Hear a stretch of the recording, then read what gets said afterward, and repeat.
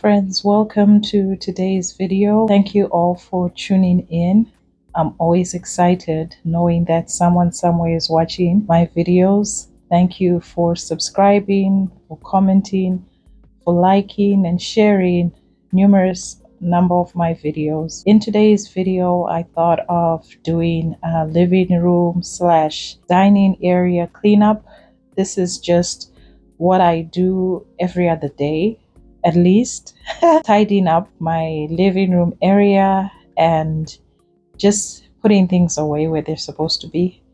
As you saw the before, it wasn't too messy, and this is only accomplished by always tidying up my spaces. So I know it has been a while since I did a living room slash dining room cleanup, or whatever you want to call it. And that's just because I think I was focusing on other areas in my home and also sharing other stuff with you. But I realized that I hadn't done this type of video in a while, and I hadn't shown you guys that I got new couches and I got a new dining table and chairs, and I'm excited. I think first I was quite nervous about this whole setup, but I'm now used to it and I like it, and it makes more sense for me. It was very difficult choosing what type of couches I wanted because I felt like I really needed them to make sense in the home. I wanted them to be nice, but I also wanted them to be useful. And I was trying to avoid the previous ones I had with leather. And unfortunately, I didn't enjoy it. I mean, we had them like for 6 years. In my opinion, that's a long time. I had them for 6 years, and they were one incident that happened on those couches was my daughter at that time was one.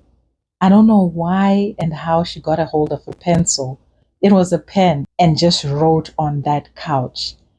And I cleaned it up and it just was never the same. And I had had them maybe for about 6 months at that point, and it just wasn't the same any longer. And I remember my husband was like, well, you just got them. You're just going to have to live with it. I did clean them, but then I still felt like this is just, you could tell if you looked closely that there was a stain. So, anyways, life was lifing, and we continued with those couches until we had to part ways. And so I did get this set, and I love them. I find that this particular one that I'm fixing, no one sits on it. So it's always just perfect. The other one, you find the girls, they like sitting together, and we only separate them if they're just doing too much. Because when they sit together, they'll start chit chatting. You're trying to watch TV, you're trying to focus. That's when we'll make one of them sit on that couch. But the recliners, of course, for comfort. Of course, we're the ones who pay the bills. We're going to have comfort. My husband wanted a recliner. I wanted those other set that you see. So we just had to blend it in. Because I feel like if this is your home, it has to make sense to both of you, not just to you, usually the wife or the woman. Here I'm just talking to my husband. I don't even know what about. But, anyways, I like to tidy up my living room. And in fact, I like tidying up my home as often as I can so that I'm not having to do this deep, heavy clean, like maybe once a week, or maybe, I don't know how often you guys are actually cleaning, but I don't like having so much trash. I feel like the more you clean, the more you tidy up, the easier it is to maintain your home. So I do it as often as I can. And I also try and make people aware that be mindful about the area you're in. Pick up stuff, put stuff away. It seems like you're a broken record, but I feel like they'll appreciate it later in life, your kids, and they'll learn how to take care of their stuff. At times, it's easy for us to want to do this stuff for them because we feel like they're not going to do it in the manner that we want them to do it.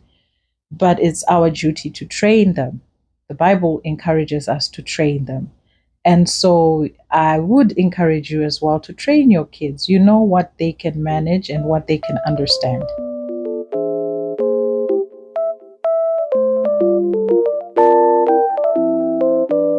And so I just wanted to stop by and share with you this family devotion that my family and I are currently using. I got it off Amazon. We use it at least once a week. And this is our second family devotion that we use. I just go on Amazon and pick based on the reviews. And this one was a good one for this year. So it works if you have children of different age groups. It has interesting topics. And the one that we used yesterday, let me try and find it. Since it's like every day of the year, we kind of just go through whichever one we want to do on that particular day. And we have all our kids participate. It's funny because they do try. The older one is a little bit more aware of how this works. The younger ones are learning, which is still good. Yesterday we did, let me show you yesterday's one that we did, if I can find it.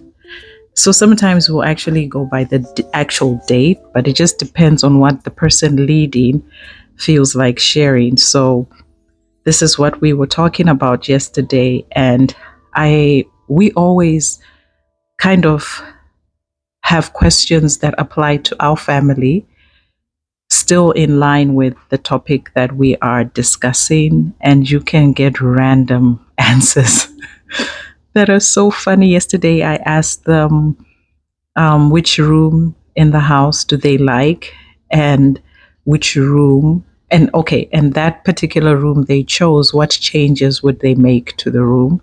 So I found random answers. It was hilarious, but the conversation was leading us to understand that God never changes. He's the same yesterday, today, and forever. He remains the same. And I had them memorize Hebrews 13 verse 8. They did a good job. So because of the different age groups in my home, I just try, in fact, we all try and tailor it so that we all understand and that we have fun. We have a family song that we do share, and the girls love singing it.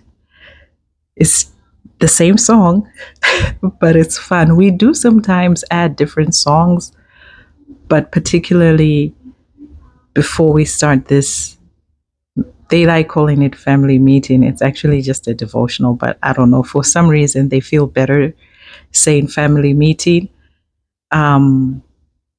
We have one same song that we sing.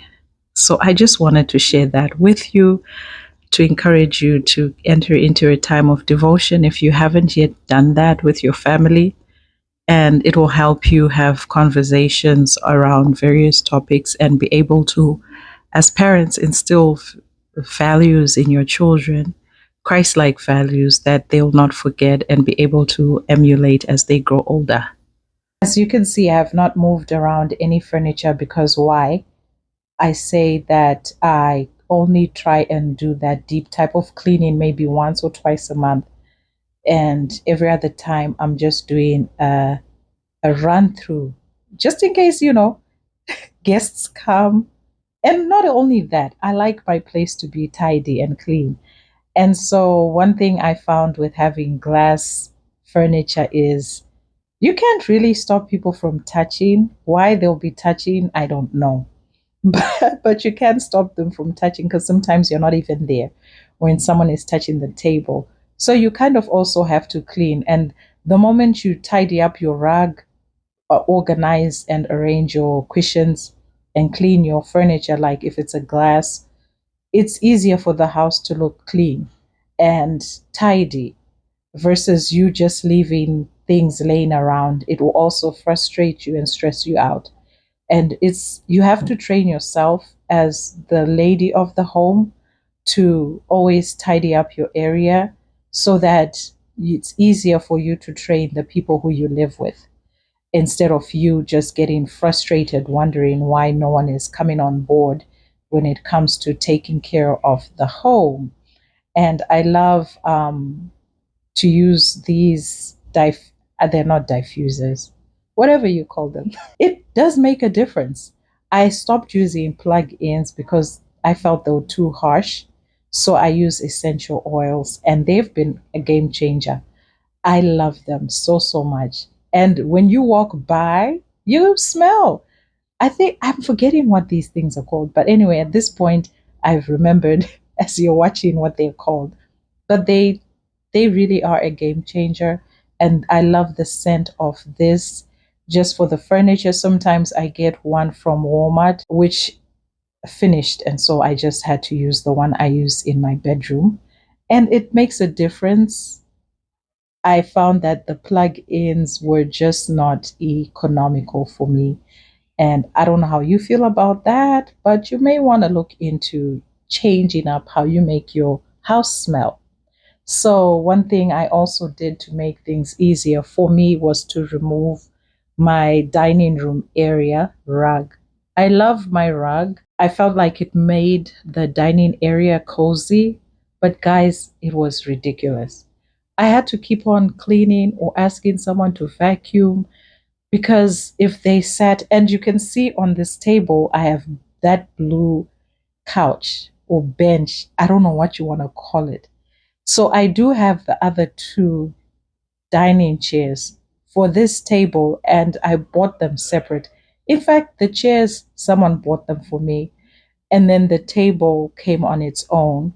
And then I got this blue couch from someone. I did the blue couch. If the girls sit on this, they're not messing. It's velvet, it's easy to clean. If they mess, they just wipe it, and I deep clean it once in a while. And so there's no talking. There's no, oh my goodness, that's the kids' chair. Because when it comes to this lighter dining chairs, I was going to be angry a lot with them touching the chairs with dirty fingers. And so it's been a game changer just having a clean, having those blue chairs, and then also not having a rug. The living room and the dining room, because it's an open plan, it's hard to hide your mess. I know we're not supposed to even hide our mess, but it's right there in front of you. So I removed the rug, and I feel like it's opened my my house feels bigger without the rug. I don't even know if it makes sense, but it feels bigger. It feels, and I like how it feels like I'm in a new space, and it's easier to clean because now I'm just vacuuming the living room rug, and that's it. And then I sometimes use a vacuum cleaner, but at this point, my husband was on the phone and he didn't want me to disturb him with the vacuum cleaner. So this is the end result. I feel like as a woman you have to take pride in everything that you own. And the less that you have, the easier it is for you to manage your home. And so that's why I have no rug there. And that's why I have things that I can manage. And I would encourage you to do the same thing. Less is more. If you like a lot of stuff, be prepared to put in the work because it's going to frustrate you if you're not able to manage your home. So, this is the end result.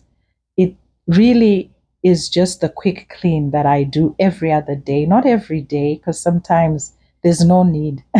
It kind of becomes ridiculous.